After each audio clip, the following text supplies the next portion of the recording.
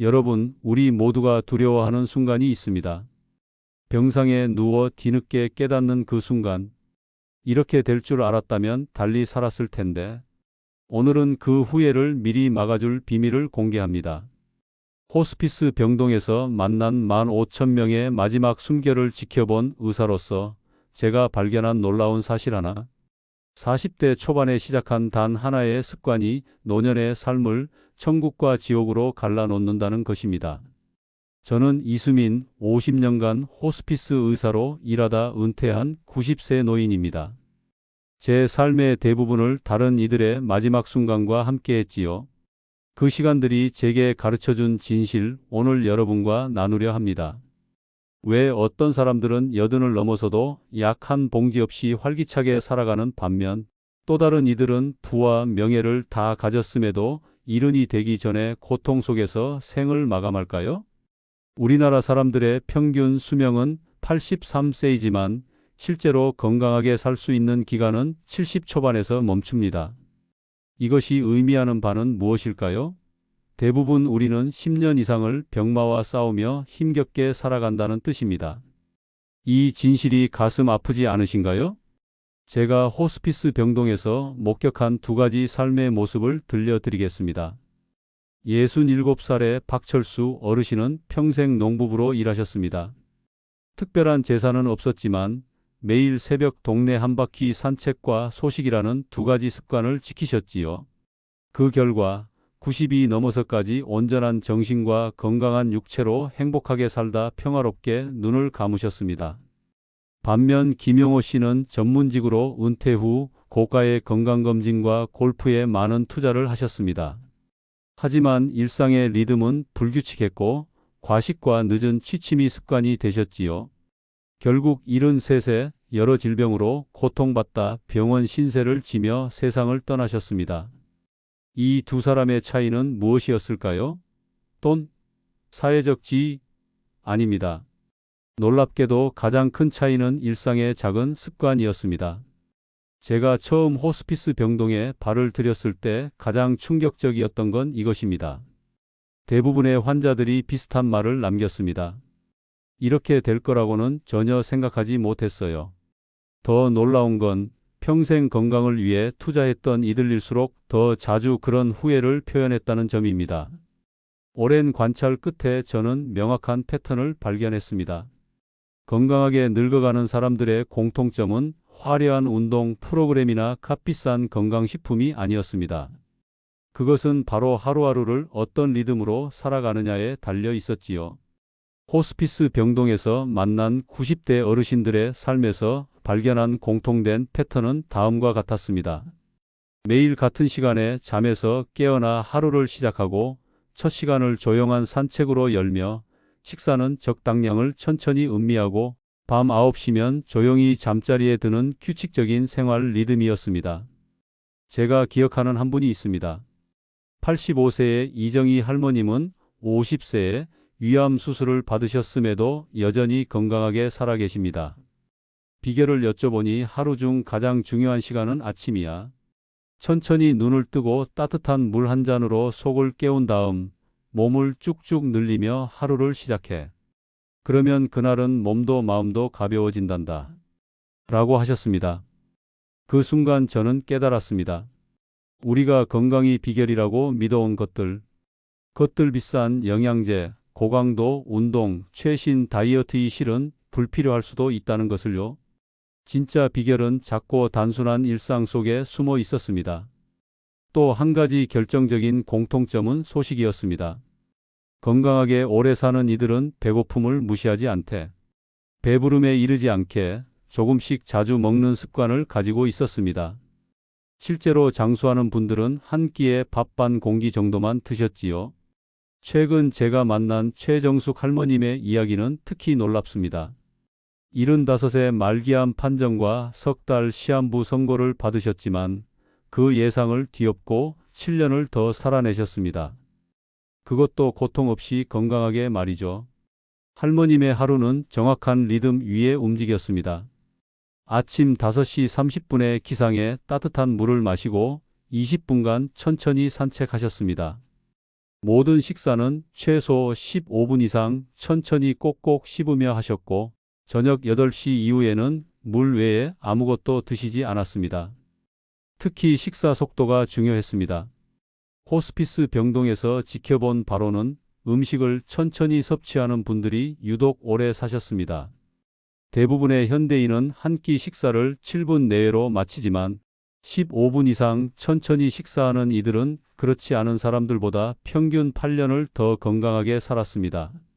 이 모든 것이 말해주는 진실은 하나입니다. 건강한 노후는 거창한 투자나 희생이 아니라 작고 반복적인 습관들이 만들어내는 일상의 리듬에서 비롯된다는 것입니다. 이것이 바로 생활 리듬의 법칙이라 부를 만한 삶의 지혜입니다. 여러분, 지금 이 순간 생각해 보세요. 오늘의 작은 선택들이 10년, 20년 후의 삶을 어떻게 바꿔놓을지를요. 단돈 10,000원짜리 영양제보다 중요한 것은 매일 같은 시간에 잠들고 일어나는 습관일지 모릅니다. 고가의 헬스클럽 회원권보다 가치 있는 것은 매일 20분씩 동네를 산책하는 일상일 수 있습니다. 우리는 종종 건강과 장수의 비결을 멀리서 찾지만 실상 그것은 우리의 일상 속에 이미 존재합니다. 오늘 저녁 식사를 조금만 덜어 천천히 음미해 보시는 건 어떨까요? 내일 아침 평소보다 10분 일찍 일어나 짧은 산책을 시작해 보는 건 어떨까요? 건강한 노년의 실체를 들여다보면 5가지 핵심 요소가 반복적으로 나타납니다. 여러분과 이 소중한 지혜를 나누고 싶습니다.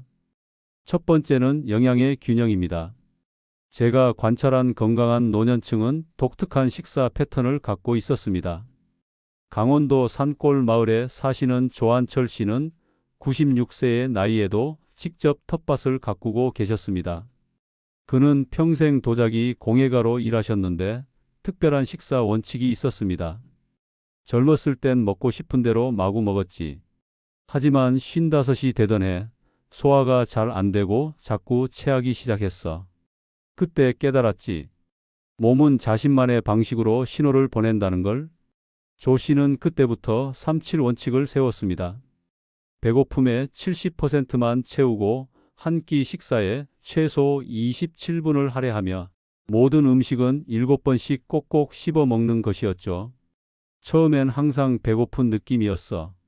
하지만 한 달 정도 지나니 위장이 줄어든 것 같았지.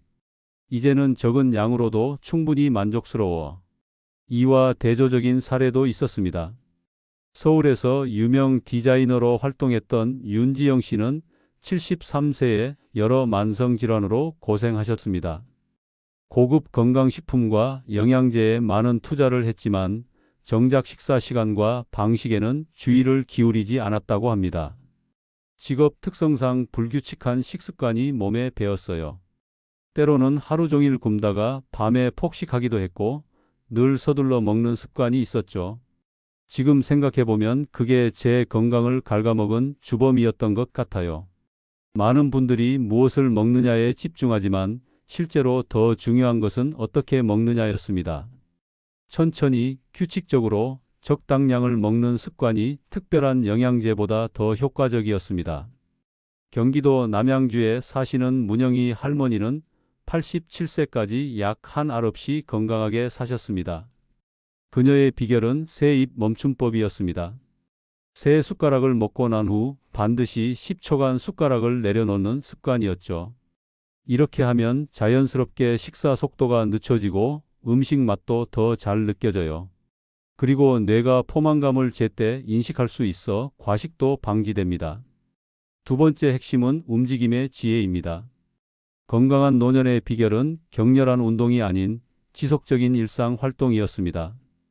부산 해안가에 사시는 임성우 할아버지는 89세에도 맨발로 모래사장을 걷는 것을 즐기셨습니다. 과거 선원이었던 그는 60대 중반에 관절염 진단을 받았지만 독특한 방식으로 이를 극복했습니다. 의사는 체중이 실리는 운동을 줄이라고 했지만 난 오히려 매일 걷기를 선택했어. 다만 딱딱한 도로 대신 부드러운 모래 위를 신발 대신 맨발로 걸었지. 이게 자연스럽게 발바닥 지압 효과도 있더군. 특히 인상적인 것은 그의 3단 걷기 방식이었습니다. 첫 10분은 천천히, 다음 10분은 보통 속도로, 마지막 10분은 약간 숨이 찰 정도로 빠르게 걷는 방식이었죠. 이렇게 점진적으로 강도를 높이는 방식이 심장 건강에 특히 좋다고 합니다. 제주도에 사시는 한미자 할머니는 또 다른 접근법을 보여주셨습니다. 그녀는 미니 운동의 챔피언이었습니다.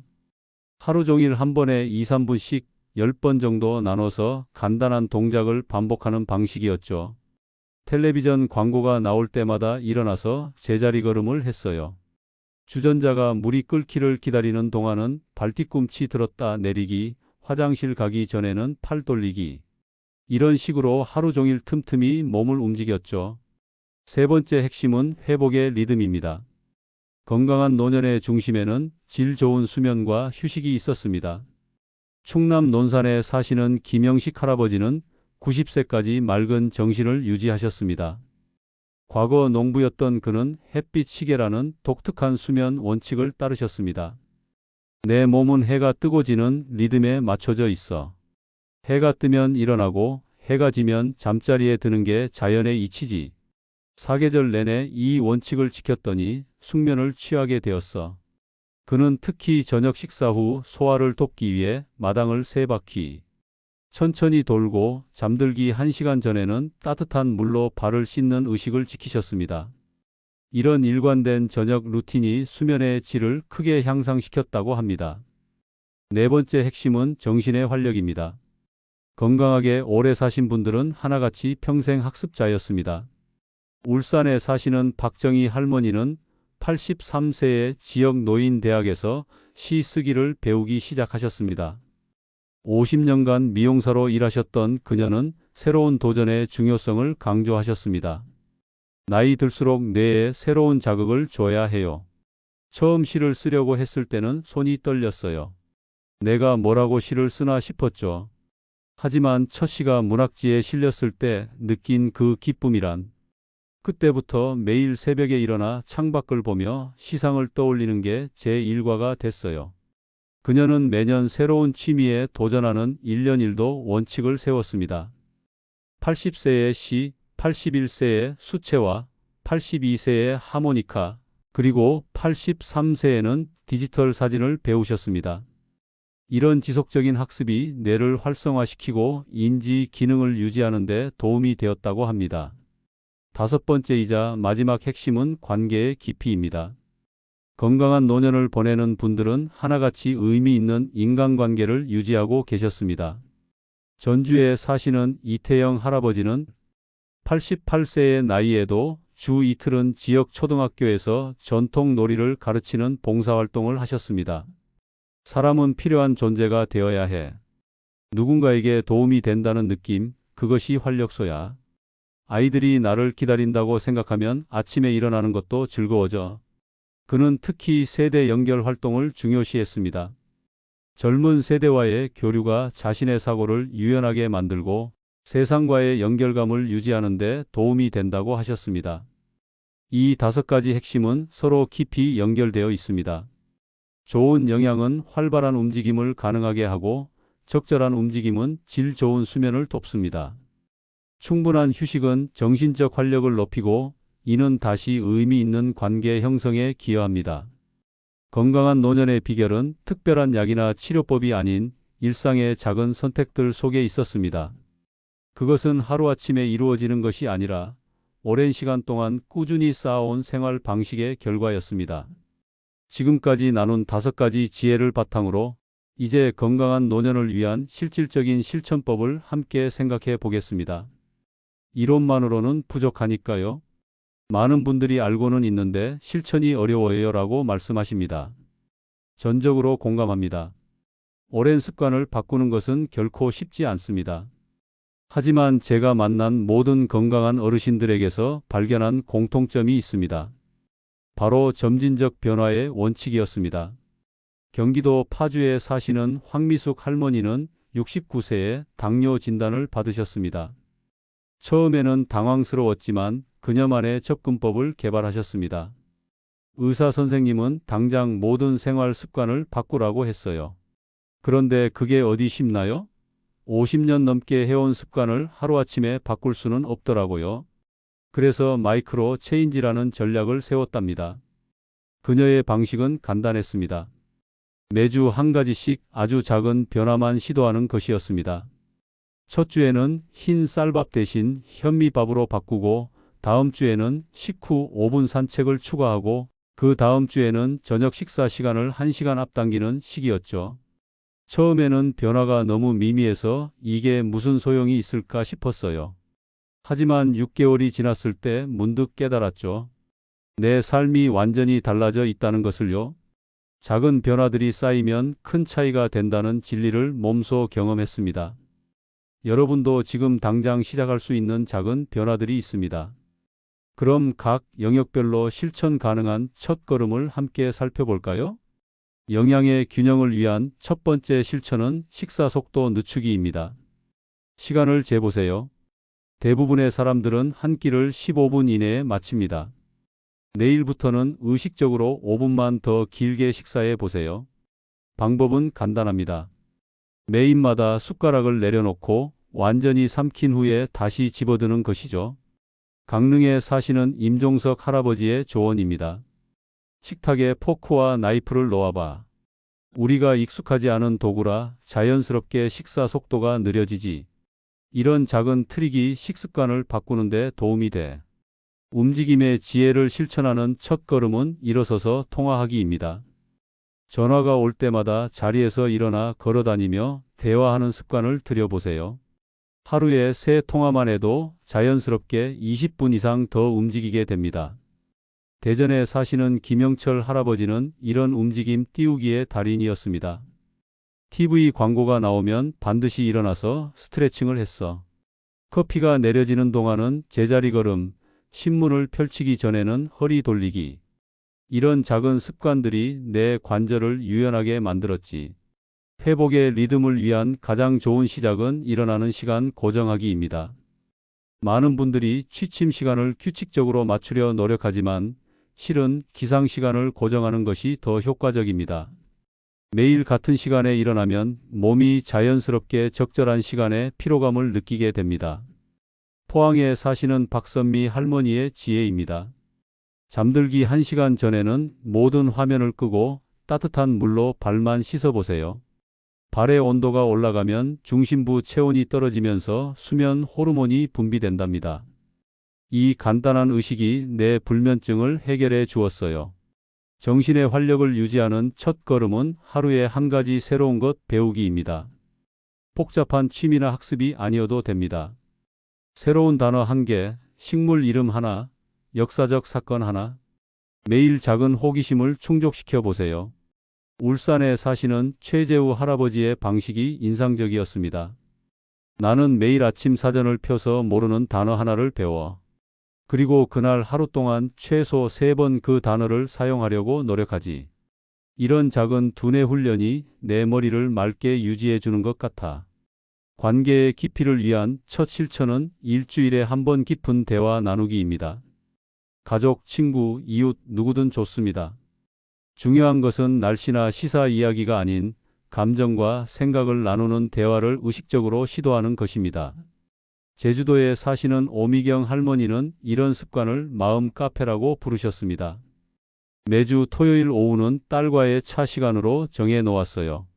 처음엔 어색했지만 이제는 서로의 깊은 이야기를 나누는 소중한 시간이 되었죠. 이 대화가 내 정신 건강이 버팀목이에요.